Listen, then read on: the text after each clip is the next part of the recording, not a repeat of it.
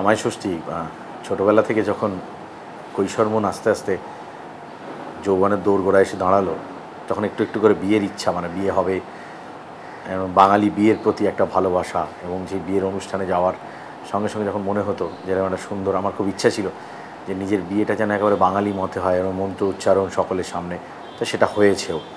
তো তারপরে যে জিনিসটা সবথেকে বেশি লোভনীয় সেটা হলো বছরে বেশ কয়েকটা দিন আমাদের যে মানে একটা মানে 1600 বছরে একটা খাওয়ার ব্যবস্থা থাকে, তার মধ্যে একটি হচ্ছে জামাই ষষ্ঠী।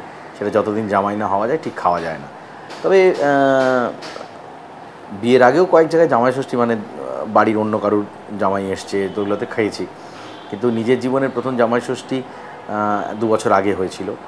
তো প্রথম বছর খুব দুঃখের, আমি জামাই ষষ্ঠীর সময় ছিলাম না, দেশেতেই ছিলাম না। তারপরের বছর জামাই ষষ্ঠী আমি তো ভাবছিলাম কী হবে। সত্যি কথা বলতে কি, ওই দিনও আমার শুটিং ছিল, কিন্তু তা সত্ত্বেও আমি একটু ঘুমিয়ে নিয়েছিলাম আগে দুপুরবেলায়, যাতে একটু ভালো করে রেস্ট টেস্ট নিয়ে আমি শুরু করতে পারি। ঠিক সেটাই হলো। বিকেলে রাত্রিরের খাওয়াটাই আসল খাওয়া হলো। একদিনে ঠিক আমার জামাই ষষ্ঠী পোষায় না, সেদিনও খেলাম, তার পরের দিনও খেলাম। খেতে প্রচণ্ড ভালোবাসি, গলদা চিংড়ি থেকে শুরু করে, মাটন থেকে শুরু করে, চিকেন থেকে শুরু করে, মাছ আমার পছন্দের প্রথম সারিতে আছে। তো আর সৌভাগ্যবশত আমার যিনি শ্বশুরমশাই, তিনিও মাছ কিনতে ভালোবাসেন, মাছ খাওয়াতেও ভালোবাসেন, নিজে খেতেও ভালোবাসেন। তো প্রচুর রকম মাছের আইটেম ছিল, ভেটকি মাছ, তোপসে মাছের ফ্রাই, সে মানে অসাধারণ সে অভিজ্ঞতা এবং সে খাওয়া দাওয়া সবটাই উপভোগ করেছিলাম। আর জামাই ষষ্ঠীতে সেরকম মজার ঘটনা বলতে সেরকম কিছু হয়নি, তবে আমার এইটুকুনি মনে আছে আমি শুটিংটাকে অদ্ভুতভাবে অ্যাডজাস্ট করেছিলাম। বলেছিলাম কোনোভাবেই, কারণ ওই বাঙালি রিচুয়ালস আর বাঙালি এই রীতিনীতিগুলোকে খুব পছন্দ করি মন থেকে, আর এগুলোতে থাকতেও চাই। সেজন্য আমি শুটিংকে বলেছিলাম যে কোনো মতে আমাকে কিন্তু সকালে ছেড়ে দিতে হবে। তো আমার কারণে আমার এখনও মনে আছে, কাঞ্চন আর আমার শুটিং ছিল সকাল 8টায়, কল ছিল 11টার মধ্যে আমি আমার বাড়ি ফিরে চলে এসেছিলাম। আমি বলছিলাম কোনো সময় এক্সট্রা কাটাতে পারবো না, কারণ আজকে জামাই ষষ্ঠী, বস জীবনে প্রথম এই সুযোগটা পেয়েছি, আমি চেটে পুটে এই আনন্দটা নিতে চাই। কাঞ্চন তখন ওর সে বছর মনে হয় ওর জামাই ষষ্ঠী অনুষ্ঠান ছিল না, ও আমার সাথে কোঅপারেট করেছিল এবং ও বলেছিল না না তাড়াতাড়ি ওকে ছাড়, আজকের দিনে যদি ওকে খেতে না দিই তো অভিশাপ দেবে আমাদের ওপরে। এটা একটা মানে আমার জামাই ষষ্ঠীর দিন মনে আছে। আর সেই খাওয়ার সময় নিজেকে একটা বেশ মনে হয়েছিল আজ আমি এলিজিবল হলাম, জামাই হয়েছি, জামাই ষষ্ঠী খাওয়ার মতো এলিজিবল তো হতে হয়, বিয়ে না করলে সেটা হয় না। আরেকটা জিনিস আমার মনে হয়, যারা যারা শ্বশুরবাড়ি অনেক দূরে, যেমন আমার ছোট ভাইয়ের, এটা একটা মিস করে যায়, তবে নিশ্চয়ই সে আনন্দ নানাভাবে অন্য সময় পেয়ে যাবে। তবে আমার জামাই ষষ্ঠী একদিন নয়, আমার জামাই ষষ্ঠী রোজই, যখনই শ্বশুরালয়ে যাই আর কি, তখনই জামাই ষষ্ঠী স্টার্ট হয়ে যায়। খেতে ভালোবাসা লোক, আর ওরা খাওয়াতে ভালোবাসে, এই কারণেই। আর বাঙাল অসম্ভব ভালো রান্না করতে পারে। তো আমি নিজে এদেশীয় হলে আমার স্ত্রীর বাড়ি সবাই ওপার বাংলার, সুতরাং ওদের হাতের রান্না খেতেও আমার প্রচণ্ড ভালোবাসে, মাছের আইটেম বিশেষত। আর মিষ্টি মিষ্টি মতো চেহারাই আমার আর কি, মিষ্টি চেহারার ছেলে আমি আর কি, বাঙালি মতে। তো মিষ্টি খেতে আগে প্রচণ্ড ভালোবাসতাম, রসগোল্লা থেকে শুরু করে নিকুতি থেকে মিহিদানা কোনো কিছুই বাদ নেয়, যার মধ্যেই চিনি পড়ে সব কিছুই আমার খেতে ভালো লাগে। কিন্তু ইদানিংকালে আমি আর অত মিষ্টি খাই না, কারণ সেটা আমার শারীরিক কারণে হোক আর কিছুটা বউয়ের শাসন, সব কিছুকে মাথায় রেখে মিষ্টি খুব কম খাই। তবুও জামাই ষষ্ঠীর দিন বড় বড় রসগোল্লা চাই, কমলা ভোগ চাই। এই রসগোল্লা আর এই কমলা ভোগের প্রতি আমার অপার প্রীতি।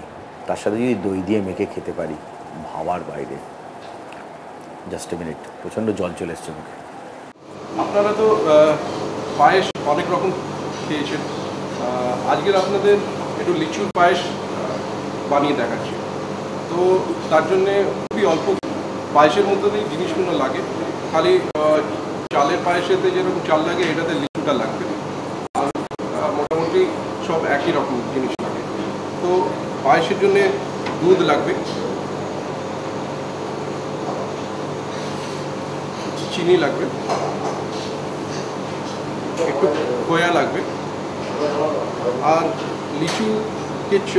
লিচুকে ছাড়িয়ে ওটাকে চপ করতে হবে, লিচু লাগবে, আর একটুখানি রাবড়ি লাগবে। এই অল্প জিনিস দিয়েই লিচুর পায়েসটা হবে। তো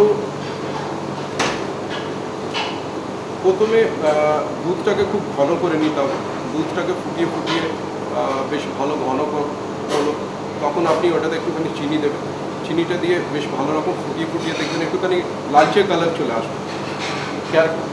লালচে কালারটা আসার পর আপনি ওটাতে অল্প একটুখানি প্রথমে ফার্স্টে চপ লিচুটা দেবেন, দেওয়ার পর বেশ খানিকক্ষণ পর দেখুন ওটা একদম মেল্ট করে যাচ্ছে, গলে গেল। তখন আপনি ওটাতে খোয়া যে আছে সে খোয়াটা দিয়ে ওটাকে নাড়ালেন, তারপর আপনি আরও অর্ধেক যে চপ লিচুটা আছে সেটা দিলেন, তারপরে ক্ষীরটা দিলেন, দিয়ে ওটাকে নামিয়ে দিলে আপনার লিচুর পায়েস তৈরি হয়ে গেছে। আপনাকে দেখাচ্ছি।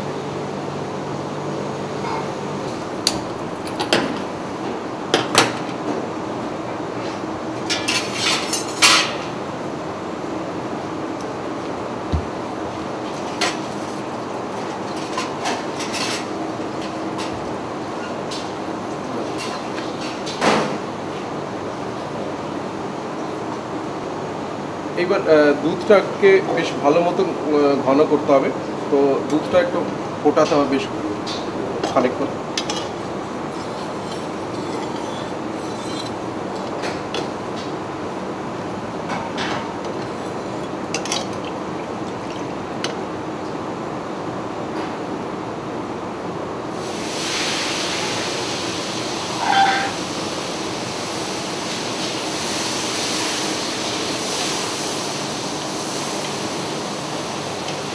তবে দুধ ফোটাবার সময় একটা জিনিস খেয়াল রাখবেন, যেন দুধটা লেগে না যায়, ইয়া কোনো রকম জ্বলে না যায়, তাহলে কিন্তু সেই জলা গন্ধটা চলে আসে। তো দুধটা যখন ফুটে মোটামুটি হয় স্লো আঁচেতে করতে হয়, আর না হলে আপনাকে সবসময় একটুখানি দুধটাকে চালাতে হয়।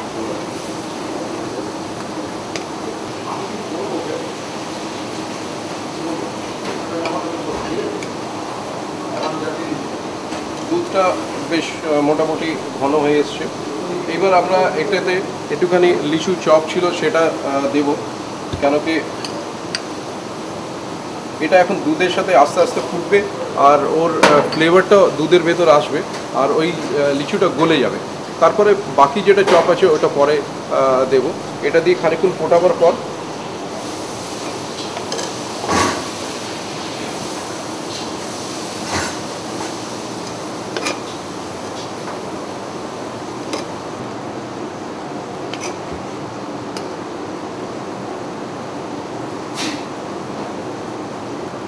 এবার এটাতে আমরা অল্প চিনি দেবো।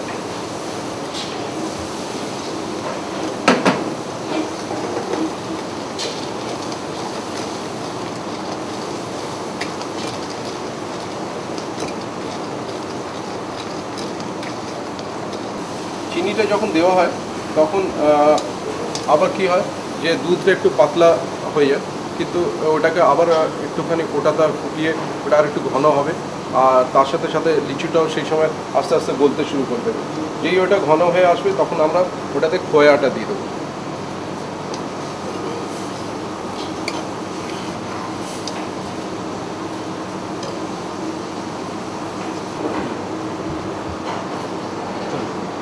এরপর আমরা এটাতে খোয়াটা দিয়ে দেবো।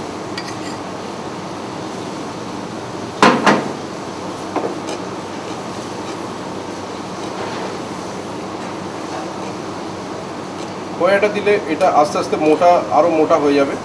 হ্যাঁ, তারপরে আমরা যে বাকি লিচুটা ছিল চপ করা, সেই লিচুটা আমরা দিয়ে দেবো।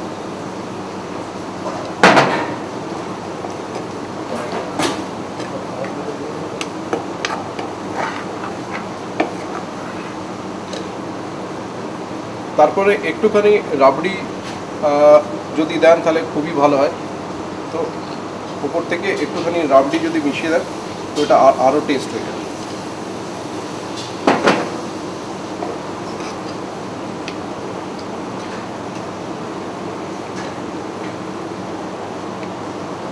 এইবার এটাকে এবার ঠান্ডা করতে হবে। ঠান্ডা করে তারপরে আপনি সেটাকে সার্ভিস করবেন। তো এটাকে একটুখানি ঠান্ডা হতে একটুখানি সময় লাগবে, তারপর আপনাকে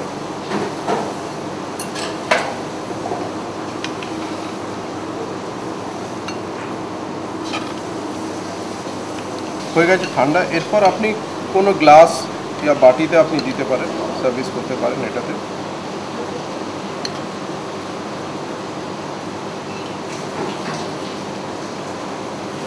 ওপরে তো আপনি ফ্রেশ লিচু দিতে পারেন, ইয়া অল্প একটুখানি বাদামের স্লাইস কেটে আপনি দিতে পারেন। তো এটা আপনার লিচুর পায়েস রেডি হয়ে গেল।